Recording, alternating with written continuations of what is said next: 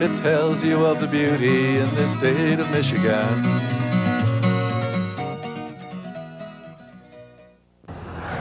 The hunters are zipping by on the highway here. It's 5:15 in the morning. That's why I'm in my morning voice. Opening day of firearm deer season 1988. We're on our way to the blind here in the western end of the Upper Peninsula. The conditions, well, outdoors it looks like it's going to be okay. The wind has moved around to the southeast, which is excellent for our blind. We made our blind yesterday and the wind is going to be right in our face. No precipitation yet, although they're calling for a little bit of light rain this afternoon. Looking at what's coming westerly, those big storms coming out there, looks like this is about the best weather we could have for the opener. We're here in the western end of the Upper Peninsula, but Bob Garner is downstate, somewhere between Clare and Houghton Lake. Let's go down to him for a report on opening day conditions in the lower peninsula. Fred, I'm not exactly sure how the opener is going to be down here, but the temperature right now at about 6:15 is 32 degrees. It's spitting a little bit of snow off and on. I can see from some of the stuff in the back of my truck, it rained a little bit during the night. There's some prediction that we're going to have some more rain yet this afternoon. I did hear that the temperature is supposed to go up to around 50 degrees in the northern lower. I don't think that'll make the deer inactive. I think the deer will still be pretty active. Now, a lot of people seem to think that they'll lay up in weather like this. I don't know. I tend to think that they'll be active, especially since we've had this rotten weather the last few days. If you take a look down here, you can see my boots. I've got my hip boots on. They're down and not ready to go right at the moment, but I'll be pulling them up shortly because the blind I'm hunting in is out in the middle of a tag alder swamp. We're going to be able to hear the deer real well in there because there's plenty of water in that swamp. A bow hunter that was out last night here seemed to think that there were far more deer than he'd seen even last year. Maybe it'll be a tremendous year. I'm in southern Missaukee County. I hope it's going to be good for you up there, Fred. Well, Bob, it sounds like you're all set down in the lower peninsula. We're set up here, and folks, we're going to be back with a report of opening day. When we come back, we're going to be in the blind, so stay tuned. It's Thursday night, time for Michigan Outdoors. Major funding for this program is provided by STRO. By sharing the responsibility to preserve our natural treasures, together we ensure our right to enjoy them. STRO, partners in preserving America's outdoor heritage. It's 20 after 7 here on opening morning. We're on a knoll that is overlooking a little aspen stand and the tail end of a swamp that is right by a rye field, a big rye field. Jimmy Butler's potato farm is right here. A lot of deer are in the rye field in the morning, and they move into here and through here to bed. We're on a knoll, and on this knoll, it sort of splits the deer runs. So they come from that field and they go both directions. We only saw a couple deer out in that field a few minutes ago. Nothing has moved through here since daylight. We've had some rain mixed with snow. Wind has been gusting on and off. Not bad conditions, but not the best. We need a few more deer. Well, we'll just wait them out. Well, we couldn't wait as long as we planned, though. Seemed that the weather got the best of us. Here we are, sleet, freezing rain coming down. It's only 5 after 8, but we had to abandon the blind. Our camera was getting soaked, everything was getting soaked. We didn't see any deer. So here we are out on the road, which you can see. We have a lot of sleet on the road. Not the best opening day conditions by a long shot. But we know bucks were taken, and we're going to go out and talk to some people who've had some success. Remember, that was my plan, but first, a quick check of a small swamp. Well, the rain is pelting down right now. It's only about 8:15 in the morning on opening day, and this really dampens the enthusiasm of hunters, dampens the activity of deer, and it makes it all around miserable. It's going to be tough driving getting back to the Mackinac Bridge. We're going to give this one last shot here. Now, Jeff is going to be working from that barn back through this swamp, and usually we kick out some deer. At least that's what Jimmy Butler says. We'll be kicking deer out here that may come right across this bean field. I'm going to be down in the corner. Maybe I'll get a shot at a buck. I don't know. It's our last chance, our last hope. Well, I thought at the time that this was our last hope, because I had told Bob Garner and everybody else that by 10 o'clock or so, I'd quit hunting, and John Ford and I would head across the UP talking to successful hunters. We could hear their gunshots.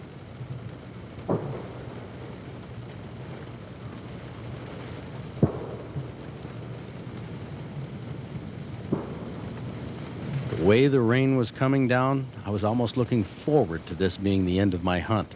That's when I said goodbye to Jeffrey Bickle and wished him luck.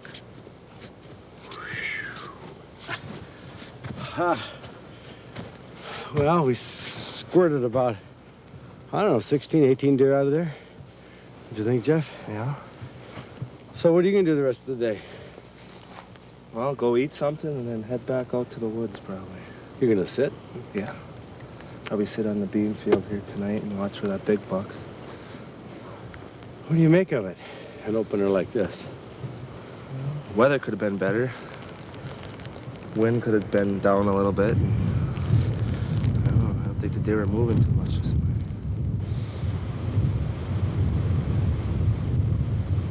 True, the deer weren't moving as much as they had been a week earlier, or even as much as they'd move if the weather was better. But before we started towards the Mackinac Bridge, John and I decided to take my gun and his camera to the edge of a rye field, just for an hour or two.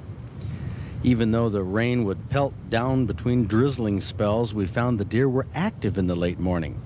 And since visibility was poor with the haze, I'd check for antlers through my rifle scope. Only one thing was bothering me, besides the fact that by now we were supposed to be on the road for this TV report, the problem of looking at deer through glasses that would get covered with water droplets little by little, and finding the same problem with my rifle scope that would also fog up if I closed the lens caps.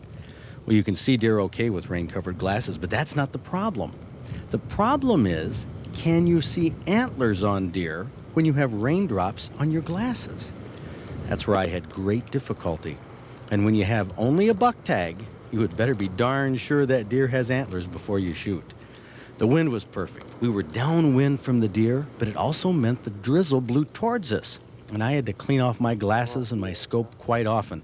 Unfortunately, I didn't clean them often enough. I had been watching a doe and her two fawns walking down the field, and here they are, and I told myself there was no need to clean my glasses. The rain was coming down too hard. Obviously a doe and two fawns. Didn't realize that John was having as much trouble with his camera viewfinder, and he even went to a super telephoto.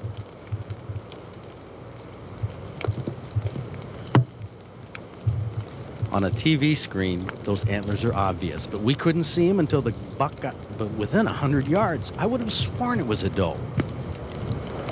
It's a buck, dude. That's right. It's a buck. What? It's a buck. Where? Left. That's a buck. Yes, the 4-point. I could barely see the antlers through my glasses. John could only make out 4 points in the viewfinder. Here on TV, we saw it was at least a 6, probably an 8-point with the brow tines. By the time my rifle scope was wiped off and up to my shoulder, that buck, that big buck, the biggest buck I had ever seen on an opening day with a gun in my hand, had sauntered away. Right in front of me and all of you folks. I should have cried over that one, but as I cleaned those glasses off, I was still under the impression it was only a little 4-point. Well, we decided not to leave this spot right away. In fact, we moved down the field a couple 100 yards because it seemed that more deer were coming into the southwest corner of this rye field from an adjoining swamp and aspen stand. Pretty tough visibility as it got dark and the weather closed in, but I checked every deer with clean glasses and a clean rifle scope. Time flashed by, it was getting later and later, but deer kept coming into the field, and there was no way another buck was going to slip by. I mean, no way. What would you do in a circumstance like this?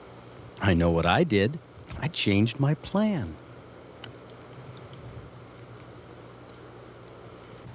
Well, my plan was to leave at about 11 o'clock and go to the eastern end of the UP, the bridge, interview hunters on the way. And Bob Garner, I got to apologize to you. You're going to have to interview the hunters. I'm trapped. I can't leave the western end of the Upper Peninsula. The deer have me penned in, hemmed in. I'm afraid if I made a move, it'd be all over for me. So I've got to stay here until dark. John and I decided that we've got to do this because there's got to be a buck coming out here sooner or later. We have 11 deer in front of us right now. They've been filtering out for the past couple hours. I just wish I could leave and go interview some other hunters, but I don't know, this is one of the toughest decisions of my life. No, don't believe that for a minute. It wasn't a tough decision at all. But who could blame me, though, for spending the entire opening day hunting with this many deer around? Time to check for antlers. Oh, shoot. One thing about this weather. Keeps fogging up the scope. Gotta wipe it off all the time.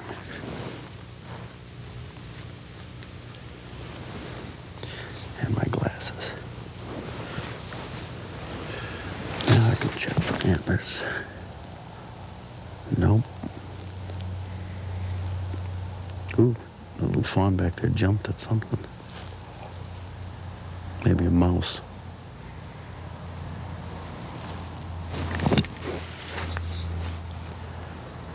Not an antler in the group. Well, I waited right down to the end, last light, cleaning off my scope, wiping off my glasses, checking for antlers on every deer that stepped into the field, rechecking every deer 2 and 3 times. That big buck taught me a lesson. The same lesson I learned over and over on opening day. Don't take anything for granted, or that big buck will slip away once again.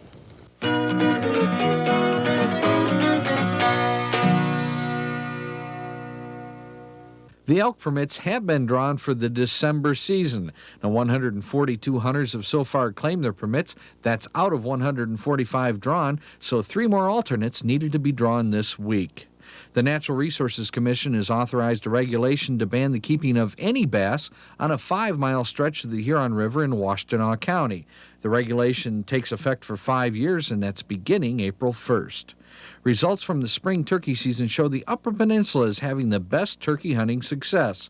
Over 1 in 3 hunters got their bird in the UP. It was about 1 in 4 for the rest of the state. Lifetime licenses went on sale Tuesday. Deer licenses are $285 each. Fish, trout, stamp, and small game licenses, $220 apiece. And a sportsman's license, well, that's $1,000. A few hunters tried to beat the system by putting in for more than one doe permit. That's right, several made more than one application. Well, the computer has weeded out a bunch of them, and they can expect a visit from a conservation officer.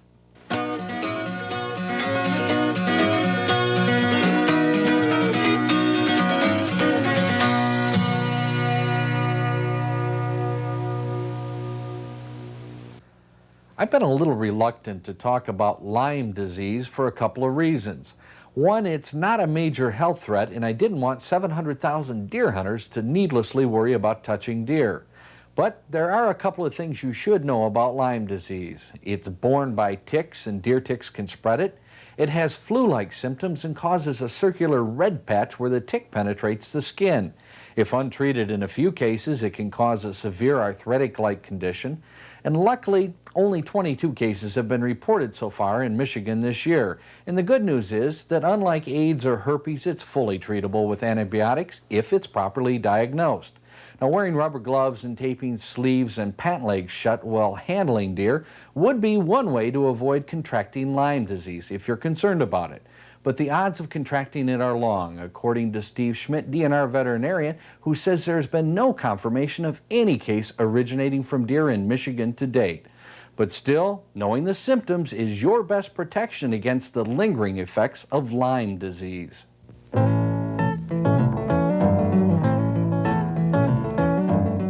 There's not much happening on the outdoor calendar this week. After all, it is the gun deer season. But if you stop by Fred Trost Hunting and Fishing Museum this weekend, you can find field dressing, butchering deer, and whitetail behavior videos running continuously. It's also a good time to pick up an early Christmas present. Stop by the museum, located 1 block north of the State Police Post, right next to Coyle's Restaurant on Old 27 in Houghton Lake.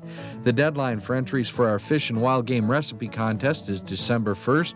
All entries must be made on an official entry blank available by calling us or writing us, address coming up at the end of the show. Big Buck Night is set for December 8th right here on this PBS station. If you shoot a buck 10 antler points or larger, or a buck that totals over 28 points, that's 1 point per antler point and 1 point per inch on the outside spread, be sure and enter it for our Stroh's Big Buck Award. If it scores in the mid-30s and you can't get your form into us by November 30th, please call the number on your screen. After December 1st is when we'll be calling folks for Big Buck Night. If you have a highly unusual, now not a little unusual, but a really unusual story or buck, call us and let us know that too. If you missed a number, you can get it by calling the Michigan Travel Bureau on Friday during working hours. I hunt in a tag alder swamp. This tag alder swamp is located in Missaukee County. And one thing about tag alder swamps, they aren't easy to get into when it's wet, and this fall's rain had made access to my blind even tougher than usual. Now, it's kind of a hip boot type of deer hunting, but boy, it really is productive. Now, this blind had been put together by some real close friends of mine, friends I hunt with. It was built to accommodate cameraman James Ford and myself. Shooting lanes had been carved out of the tag alders. It's about the only way to see deer, and quite frankly, it's about the only way to get a shot. I'm trying to keep an eye on all 4 lanes is tough, but it is fun, especially when you see a few deer and check them out through the scope. These are all baldies, and I was looking for bucks. A couple more over in the corner. It looks to me like they were fawns. Like I said, the tag alder swamps are productive, and even though the camera didn't catch it, I caught a buck trying to make a real quick sneak across one of my shooting lanes. Hopefully he didn't go too far. You kind of keep it marked for me, will you? I'll do about that. Where he went in.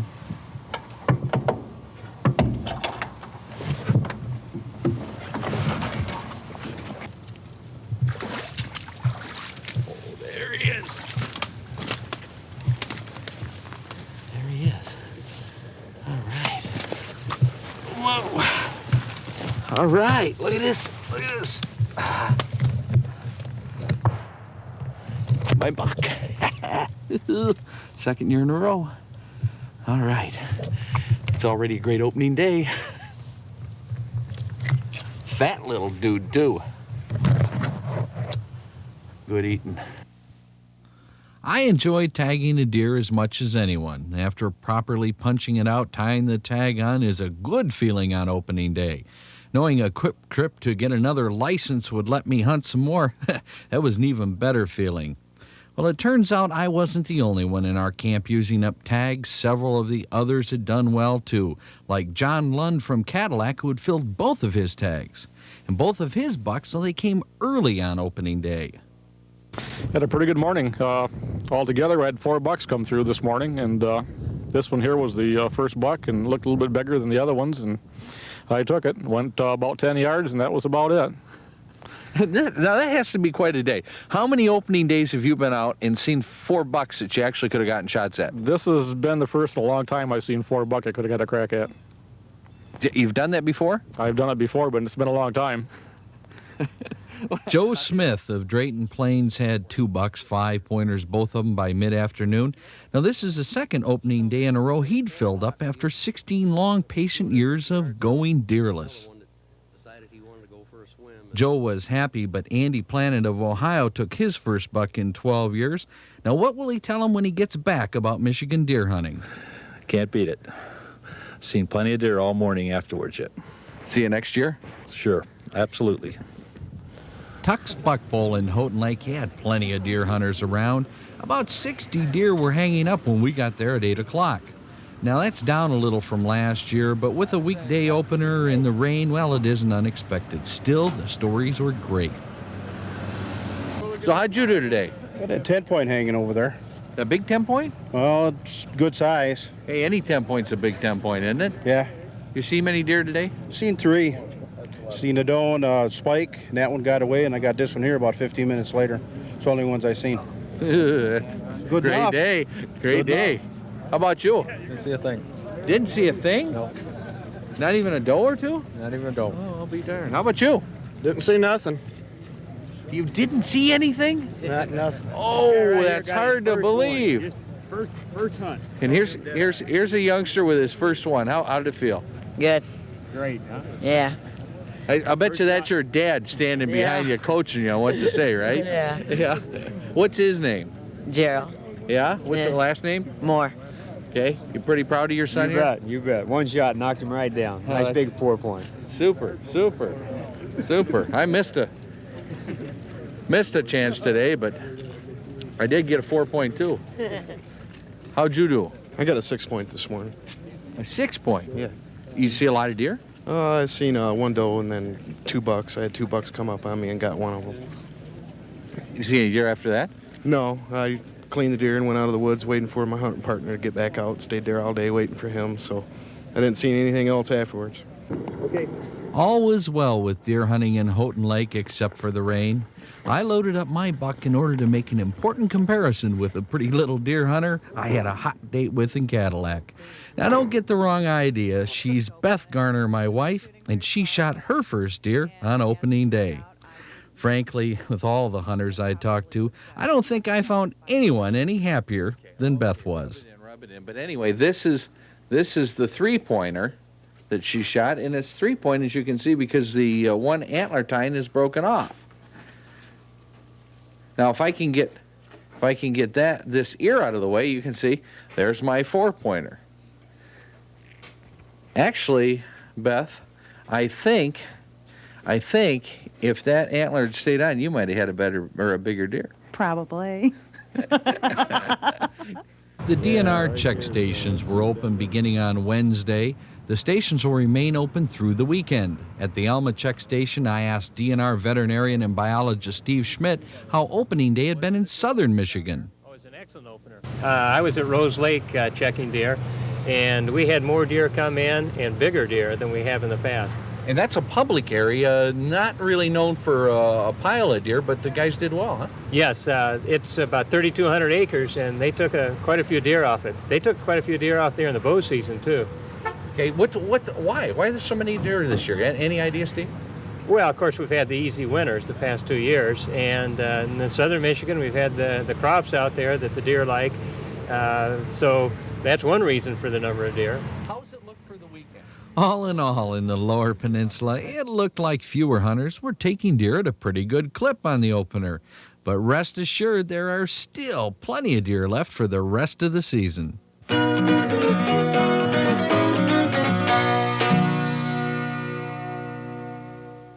Here's a great recipe that has some kind of odd ingredients that Ron Mast sent to us. He's from the Flint Bowman.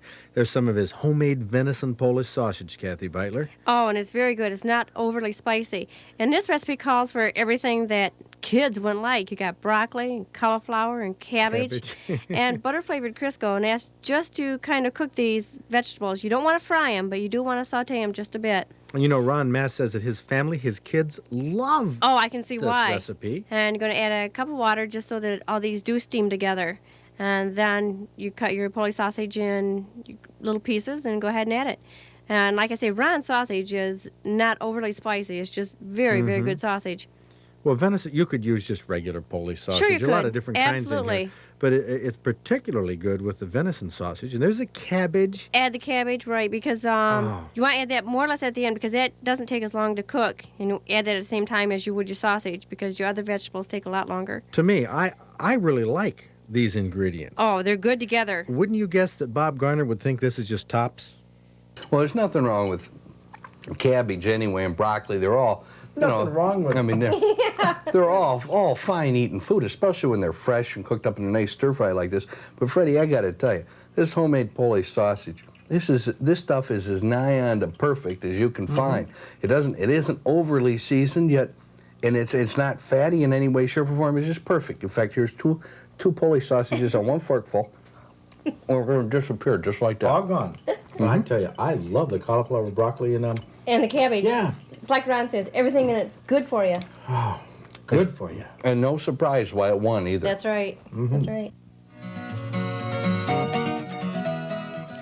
If you didn't get all the ingredients written down from tonight's recipe, don't worry, be happy. We have it in the November-December issue of the Outdoor Digest magazine.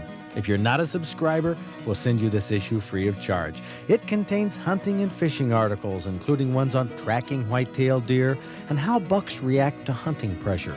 Rules and a trophy book entry form for the 1988 Stroh's Hunting and Fishing Awards, a page on each week's show, including the recipes, and our Outdoors Forever supplement are in each issue.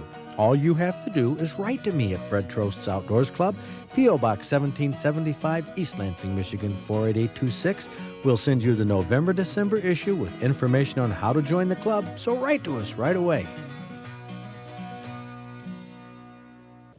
Major funding for this program was provided by Stroh. By joining together as partners to preserve our natural treasures, together we ensure our right to enjoy them. Stroh, partners in preserving America's outdoor heritage.